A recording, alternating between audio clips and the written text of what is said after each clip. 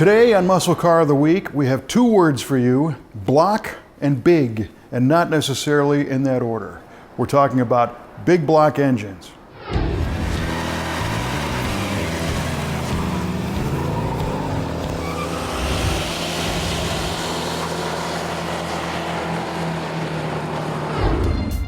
You hear us say it all the time. We talk about cars that have big blocks in them or small blocks, and sometimes even long block and short block. Well, we get feedback from viewers who leave comments. Sometimes they ask, what are you talking about? What's a big block? What's the difference between a big block and a small block? What is all this nonsense? So today, we're looking at some of the baddest big blocks from the Brothers collection and explaining a little bit about what those engines are. So what is a big block V8 engine? Well, in the evolution of cars and trucks and the American automakers, most of the automakers started making V8 engines with a certain cubic inch displacement size and found the need at some point to make a larger one. So the only way to make an engine bigger is to increase the bore and stroke, giving a larger cubic inch displacement. At some point, you run out of room in the physical cast iron or aluminum cylinder block, and you need to create a larger one, hence the term big block. There are certain manufacturers that were able to make engines that ranged a very wide span of sizes on the same block style, and Pontiacs are a specific example. Technically, there really isn't a Pontiac big block because everything from 326 cubic inch V8s to 455s all used the same block. However, in the Chevrolet world, the small block ranges from 260 cubic inches to 400, but big blocks came in the 396 range all the way up to 454. Sure, there's the W head motors that are 348s and 409s. That's a little bit of a different story. Mopars also have a series of larger displacement engines, as do Buick and Olds and other manufacturers. So today, we're looking at some of the highest horsepower output big blocks as found in cars we've featured from the Brothers collection. The first is a 1971 Chevrolet 454 cubic inch V8 known as the LS6, featured in a very unusual car, a 1971 Corvette. Chevrolet's big block maxed out at 454 cubic inches and 450 horsepower in the LS6 version in 1970. Now, other variants of the big block were sold, but in production cars, the LS6 was about as bad as it got. In 70, these made 500 pound-feet of torque and had 11.25 to 1 compression with solid lifters breathing through a Holley carburetor. You could see this 1971 version in this Corvette in episode 124.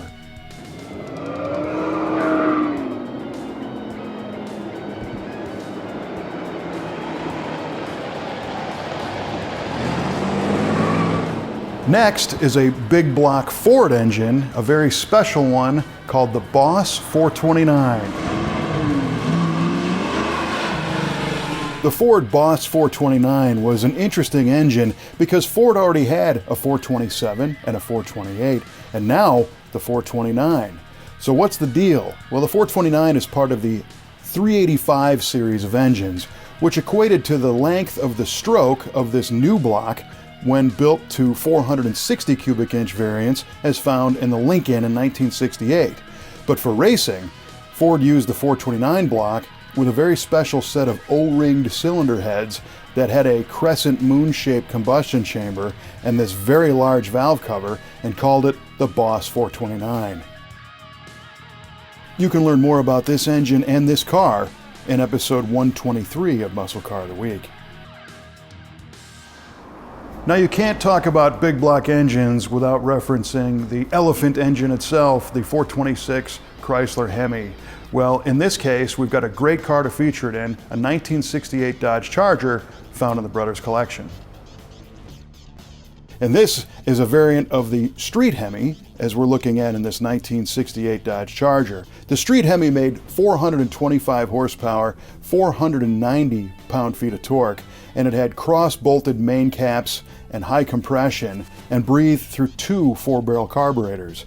These engines were very famous not only in drag racing but also in NASCAR because of their hemispherical shaped cylinder head and large valves and the ability to move tremendous amounts of air, which made them great on super speedways. You can see more about this engine and this beautiful 68 Charger in episode 154. Luxury cars also got big block engines, which sometimes turn them into high-performance muscle cars, like this next one, a 455 cubic inch Stage 1 V8 found in the Buick GSX. Buick's big 455 cubic inch V8 was designed to have a lot of torque to move Buick's big luxury cars around. But by changing a couple of things, all of a sudden Buick found they had a very high-performance engine on their hands. And there's some unique features of the 455 that are worth noting. First, it's got an over-square design, where the bore is bigger than the stroke, which is unusual for big block engines. Next, the Stage 1 option added a better camshaft, a recurve distributor, larger valves in the cylinder heads, and an improved performance carburetor, pushing the power output to 360 horsepower, but an amazing 510 pound-feet of torque. Another cool feature is the block is a thin wall casting, which means this is actually far lighter than the big block Chevy engine and only a few pounds more than a small block Chevy. You'll find more details in episode 184 of Muscle Car of the Week.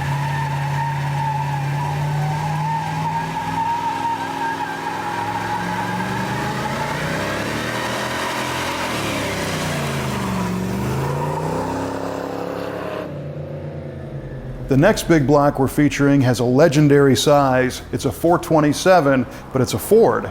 It's called a 427 side oiler, and we've got one in a 1967 Shelby found in the Brothers collection.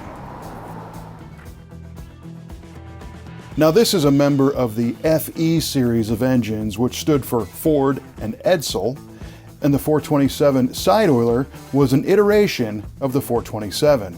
Ford's 427 was designed to be a high-performance engine from day one in the early 60s, but they quickly realized that in NASCAR, at high RPM use for a long period of time, the oiling system was starving out the crankshaft. So the engine got redesigned in the mid-60s with an oil passage that fed the crankshaft first and then the valve train, which is different from a center oiler or a top oiler, which oils the top of the engine first. As soon as Ford created the side oiler and fed the oil to that crankshaft, these engines became far more bulletproof and really came on strong. You can see more of this particular engine in a car it was never installed in from the factory in episode 179 of Muscle Car of the Week. And as a bonus, although we said that there technically is no Pontiac big block, we're a huge fan of the Ram Air 4 400 V8 found in this beautiful 1969 Pontiac GTO convertible. The Ram Air 4 was special. It had very special cylinder heads with taller intake ports and bigger valves. They had a special camshaft that had a really long duration and high lift, different rocker arms, different engine hardware, all kinds of cool things to make this a high-revving, high-power engine. Even though it's technically not a big block, we wanted to throw a little sunshine towards our Pontiac friends.